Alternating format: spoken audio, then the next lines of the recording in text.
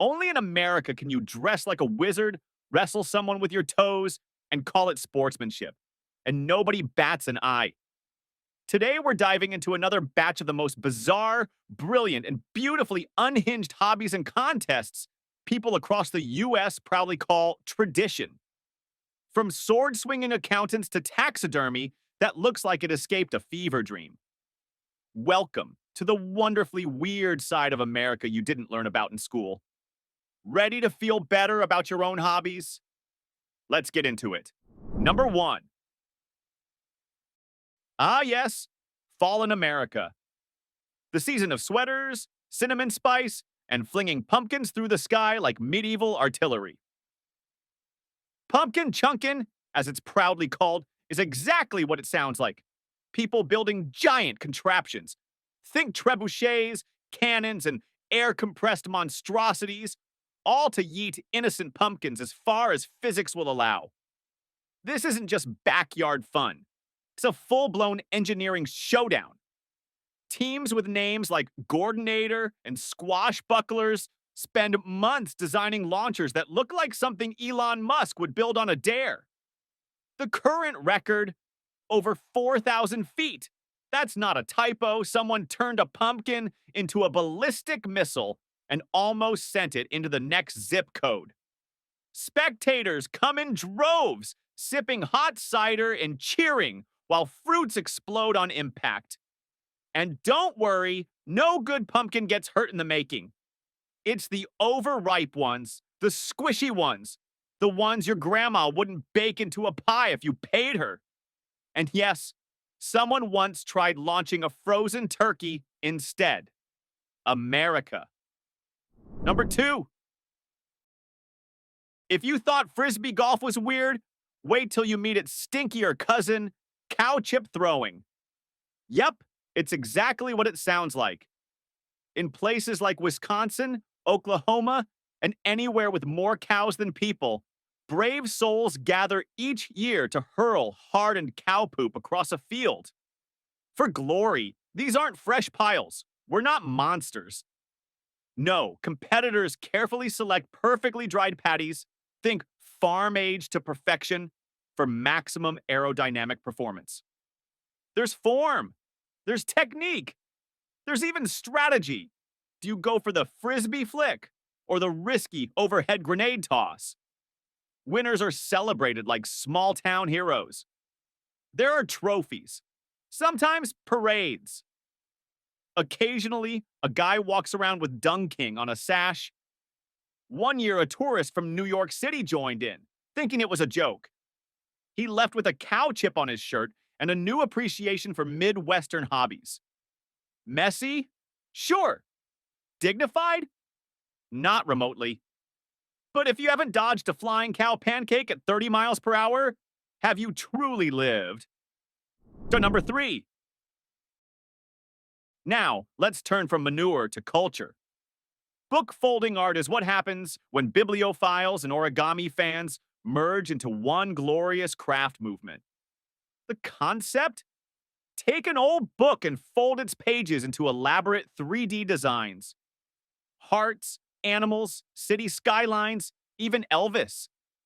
You don't cut the pages, you don't glue them, you fold them with such precision, you'd think the artist moonlights as a neurosurgeon. Some folks follow complex templates with surgical dedication, others just freestyle.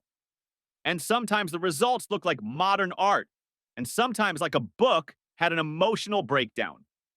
Libraries now host book folding contests. Etsy is full of custom folded novels that say, love or go away. And if you ever thought no one could make War and Peace longer, wait till someone folds it into a 12-inch sculpture of a giraffe. Of course, there are critics who say, that's book abuse. But most of these books were headed to recycling anyway. Now they're on mantles and Pinterest boards across the country. Call it the ultimate plot twist. Number four. Autumn in rural America means one thing: corn. Lots of it. But instead of just harvesting it, someone had the genius idea to cut a maze into it and invite families to get hopelessly lost for fun. Welcome to the world of corn mazes, where GPS is useless and your only map is a drawing on a pumpkin-shaped flyer. These aren't your average backyard labyrinths. We're talking multi-acre masterpieces carved with GPS-guided tractors into shapes like Abraham Lincoln, the Avengers, or a giant cat playing banjo. Some have trivia checkpoints. Others feature actors dressed as zombies. Because nothing says family bonding like being chased by a guy in overalls with a chainsaw. People come from miles around to walk in circles, argue over directions, and pretend they aren't panicking after 45 minutes with no exit in sight. Pro tip, bring snacks and maybe a flare, because fun quickly becomes survival exercise when sunset hits and you're still trapped somewhere between row 87 and despair. Number 5. Move over UFC. Here comes the six-legged showdown nobody asked for. Beetle fighting is a surprisingly real subculture in the US, where enthusiasts pit rhinoceros beetles or stag beetles against each other in miniature arenas. Yes, it's real, and no, the bugs don't know it's fight night. But fans insist it's natural behavior and that the beetles enjoy it. The beetles have not confirmed this. Tiny arenas are built with obstacles, ramps, and sometimes glitter, because nothing says high-stakes combat like a beetle climbing a sparkle-coated ramp to victory. Matches are usually harmless. The bugs push, flip, or try to carry each other off the platform. First one off loses.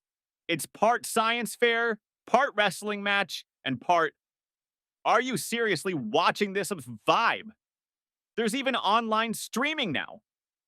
That's right, while you're binging Netflix, someone else is watching Bug Bash 2024 on YouTube. Just don't bet on it.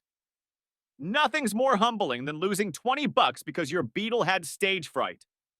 Number 6.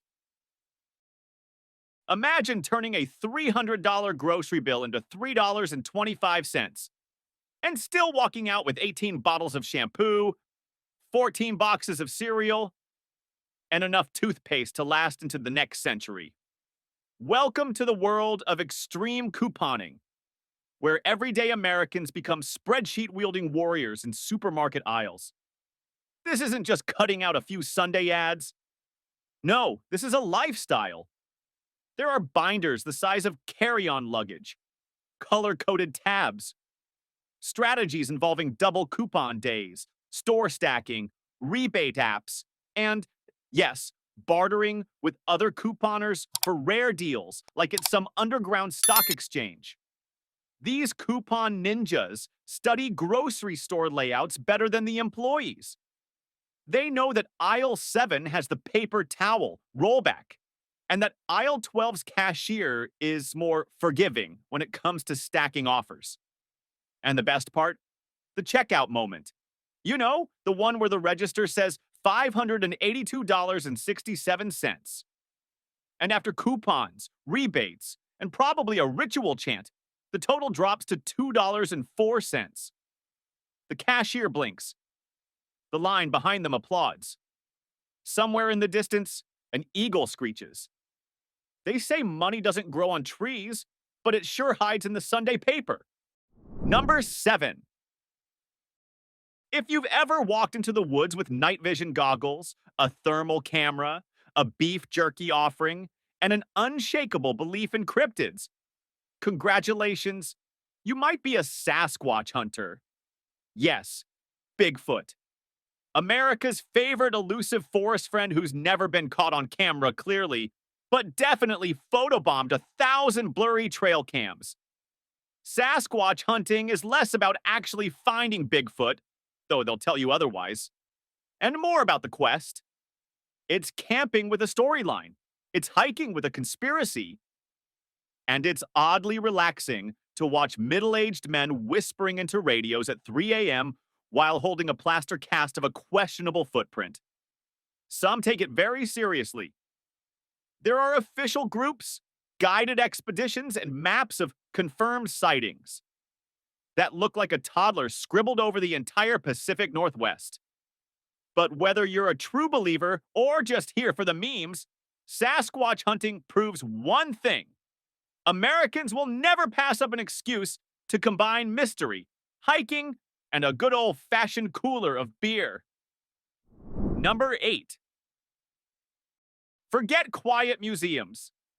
Some folks spend their weekends crawling through abandoned hospitals, haunted prisons, and foggy graveyards armed with EMF readers, thermal cameras, and enough night vision gear to launch a military op. Welcome to ghost hunting, where the scariest thing might just be the Wi-Fi reception. These modern ghostbusters aren't just thrill seekers. No.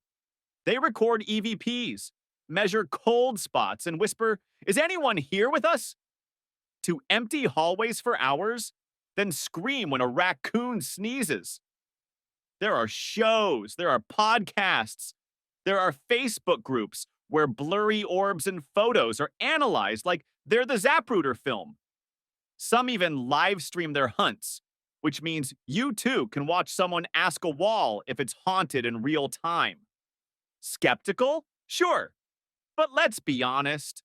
There's something oddly comforting about watching strangers freak out in the dark while holding a device that beeps at nothing. Who needs horror movies when reality is this entertaining? Number 9. Only in America could someone look at a lawnmower and say, "Yeah, but what if it went 60 miles per hour?" Welcome to lawnmower racing, where the blades come off, but the crazy stays on. Racers take your everyday grass-cutting machine, swap in souped-up engines, and hit dirt tracks in full gear. The racers, a glorious mix of farmers, tinkerers, and speed junkies. Their rides are loud, proud, and often name things like Grasasen or the Mohinator. These aren't just one-off events. There are leagues, championships, and even a set of official rules. Yes, NASCAR style. Some races happen during county fairs. Others are full-season tours with point standings. And occasionally, there's a dramatic crash where the only casualty is someone's dignity, and maybe a garden gnome. It's everything great about American ingenuity.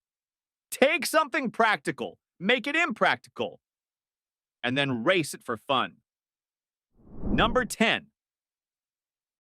If you've ever looked at a refrigerator box and thought, that could be a boat, then cardboard boat regattas are your moment to shine. These events challenge people, usually engineers, artists, and wildly optimistic teenagers, to build fully functional boats out of nothing but cardboard, duct tape, and sheer willpower. Then they race them across lakes, rivers, and swimming pools. It's part engineering challenge, part comedy sketch. Some boats actually glide across the water like majestic cardboard swans. Others, well, imagine a soggy pancake being gently dragged into the abyss. There are prizes for speed, creativity, and of course, best sinking. Because sometimes going down in spectacular fashion earns more applause than finishing first. Bonus points if you do it in costume. One year, a guy showed up with a Titanic-themed cardboard ship, complete with a violinist and iceberg. Spoiler alert, he sank. Gloriously. In a world where people argue over whose Tesla is faster, it's nice to remember there's a place for duct tape, soggy shoes, and imagination run amok. Number 11. Imagine arm wrestling, but instead of hands, it's toes. That's right. Welcome to the strange and oddly gripping world of toe wrestling, where two opponents lock feet in a battle of wiggly dominance. The rules? Sit on the floor, link big toes with your opponent, and try to pin their foot to the side. Sound silly? It absolutely is. But don't tell that to the serious competitors, some of whom train, stretch, and even tape their toes before matches like it's the NFL Combine for feet. Originating in England, but enthusiastically embraced by a few American enthusiasts, this sport combines athleticism, foot hygiene, and the undeniable thrill of watching grown adults grunt over a toe takedown. Pro tip, bring hand sanitizer for your feet and maybe a therapist if you lose. Number 12. No, that's not a typo. It's baseball. 2 words. Just like in the 1860s, when men played the game in wool uniforms, used wooden bats, and said things like, huzzah, after a good inning. Vintage baseball, with the fancy spelling, isn't just a game, it's an immersive time-traveling event. Players wear period-accurate uniforms that look more like Civil War cosplay than sports gear, and they follow old-school rules. That means no gloves, no trash talk, and no instant replays. Just gentlemanly competition and the occasional debate over whether someone is out or simply dishonored. Spectators are encouraged to cheer in vintage fashion too. Think parasols, bonnets, and calling the umpire a bounder instead of booing. If baseball is America's pastime, vintage baseball is its historical reenactment cousin, who insists on using the phrase, good sir, while sprinting to third base. Number 13. Too hot outside? Don't worry, America has a solution. Grab a block of ice, a towel, and a hill. Now, sit on the ice and slide down like a slippery sled on a summer mission. Welcome to ice blocking, the poor man's alpine luge. It's wildly simple, mildly dangerous, and entirely hilarious.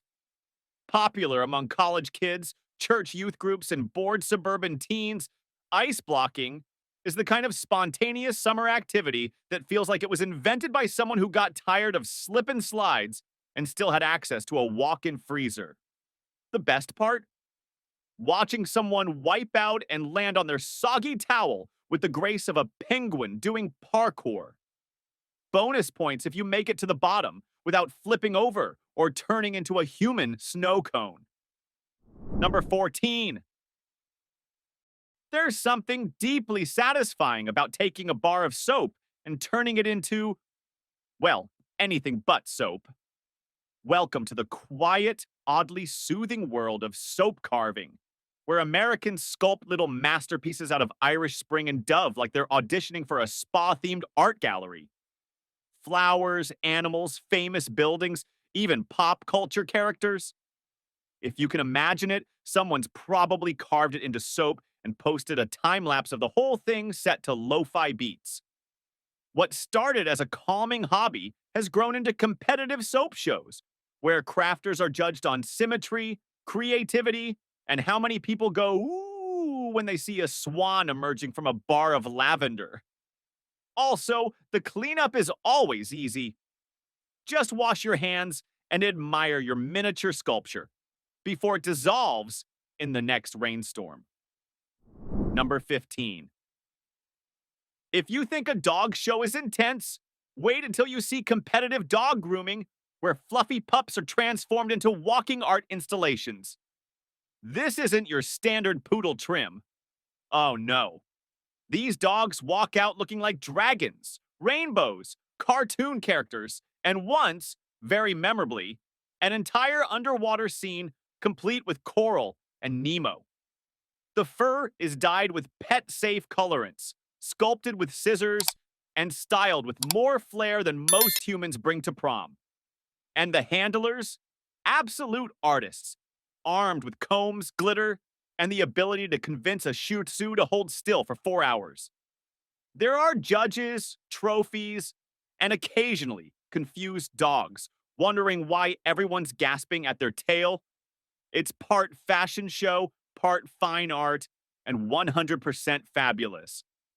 Sure, the dog might look like Pikachu by the end, but hey, it's America. We take our pageantry wherever we can get it. Number 16. Think carving is just for Halloween pumpkins? Please. Welcome to fruit carving, where Americans transform everyday produce into edible masterpieces that would make Renaissance sculptors cry into their grapes. The most popular medium? Watermelon. It's like the marble of the fruit world. Artists slice, peel, and gouge until a simple melon becomes a blooming rose, a snarling dragon, or your Aunt Linda's face in three-dimensional glory. You'll find these fruity Picassos at state fairs, weddings, and oddly specific TV competitions, hosted by a guy with too many teeth and too much energy. And the best part? When it's over, you eat the artwork. Try that with the Mona Lisa. Number 17.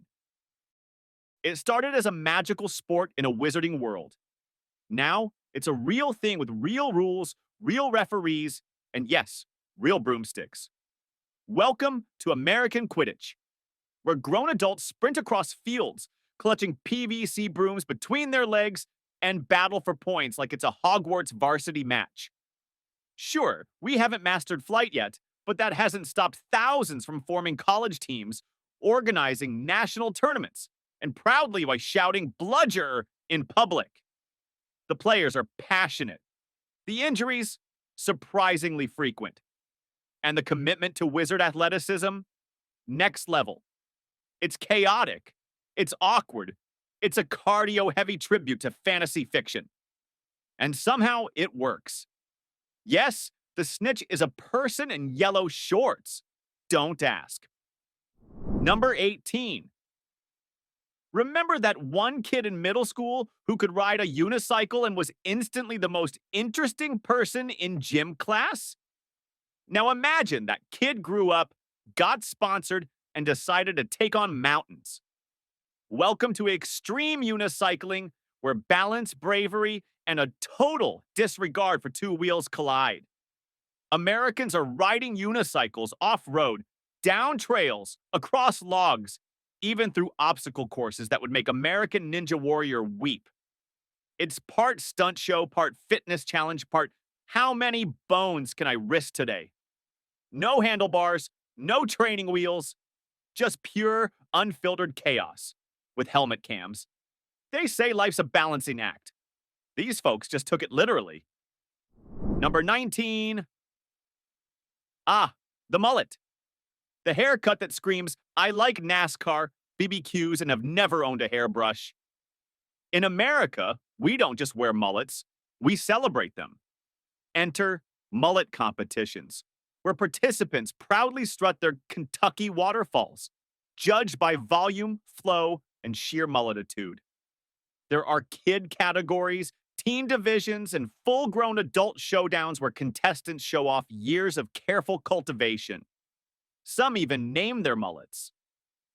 This here's the Freedom Fuzz. She's majestic.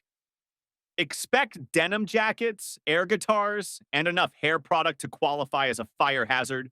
It's not just a hairstyle, it's a lifestyle. And honestly, we respect the commitment. Number 20. What do you get when you mix extreme sports with extreme chores? You get extreme ironing, the only activity where people press dress shirts on top of mountains, underwater, or while skydiving. Yes, Americans are joining this bizarre international movement that takes crisp collar to new heights, literally. You'll see someone hanging off a cliff with a wrinkled button down in one hand and a hot iron in the other, determined to finish the job before gravity or logic intervenes. Other popular ironing spots, kayaks, tree branches on horseback, and once inside a cave. It's part adrenaline, part satire, part desperate attempt to make chores fun. Honestly, it's the most American thing ever.